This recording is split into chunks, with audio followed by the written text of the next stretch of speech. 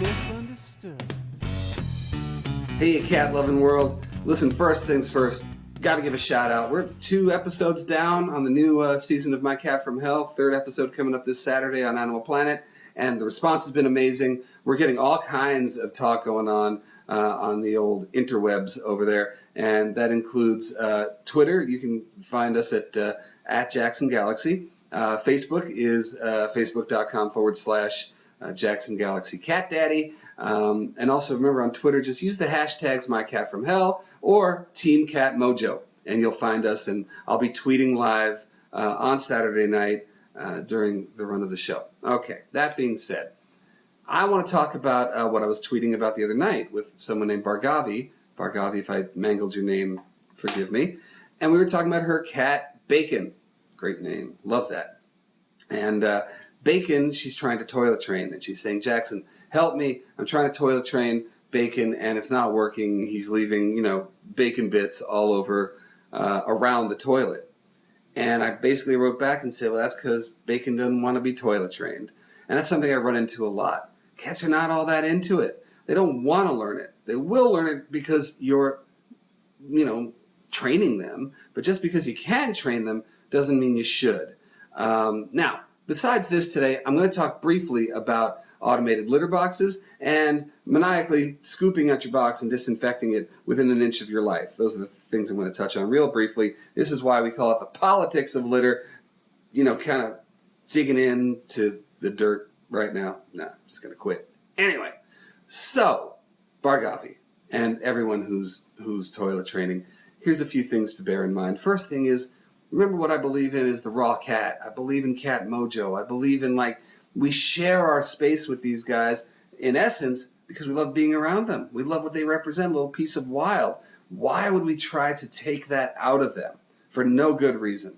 Now, I believe that positive reinforcement training can be used to sort of get them to meet us in the middle sometimes. So, for instance, you're cooking dinner, or you're making the cat food, and you've got, like I do, a bunch of cats and a dog, and mealtime can be a little crazy. You can actually train your cat to go to a certain chair in the kitchen and sit there and wait for dinner.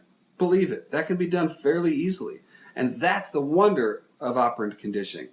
You don't go that extra mile and toilet train, I don't think, or no more than I would train a cat to ride a unicycle or jump through a flaming hoop. I just don't think it's right, and it kind of rubs me the wrong way.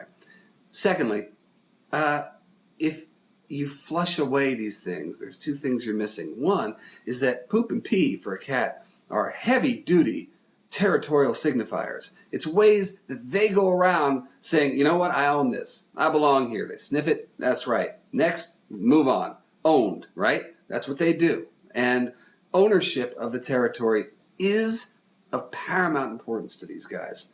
So if they can't smell themselves anywhere in the house, the prospect of doing inappropriate things and finding ways to smell themselves are going to crop up. So if you're just flushing it away, I think it's going to encourage them to go in different places.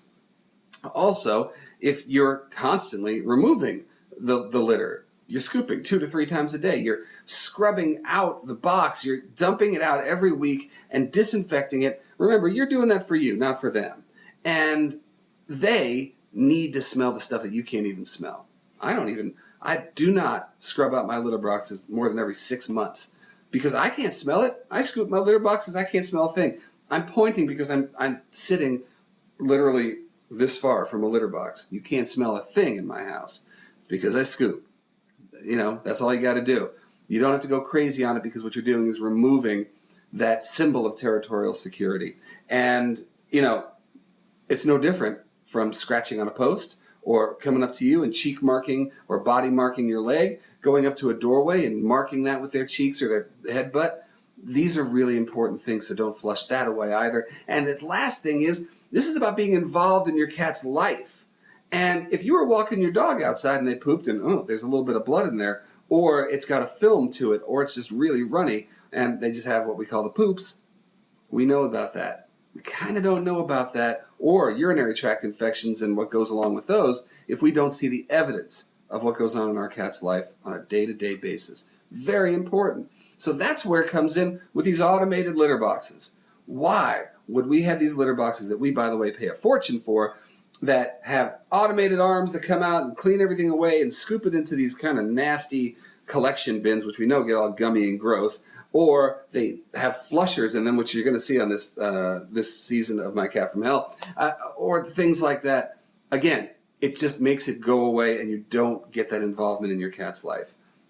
Also, I have seen malfunctions in these litter boxes where the electric eye malfunctions and that arm starts while there's a cat in the box. What happens then? Your cat does what any cat should do, say that this isn't safe and I'm going to go pee right in front of it where I know it is safe and the arm's not going to get me. So you're asking for these things, and you should probably, assume that having litter boxes is part of being with a cat. It's part of being a cat guardian. I'm asking you to do something here. Embrace the raw cat. Embrace the cat mojo. Remember, it's about ownership, and get away from these human attempts to control all things cat. We can meet them halfway. Living with a cat is about the art of embracing compromise, and that's all I got to say about that. I am so glad to have talked to you today. I did it in record time, which I think people will be happy with because I tend to be kind of a ramblepotamus. And on that note, have a blessed week. I hope you like this week's episode, and we'll be talking very soon. You're a bad cat. I'm not a bad cat. You're a bad cat. I'm just misunderstood.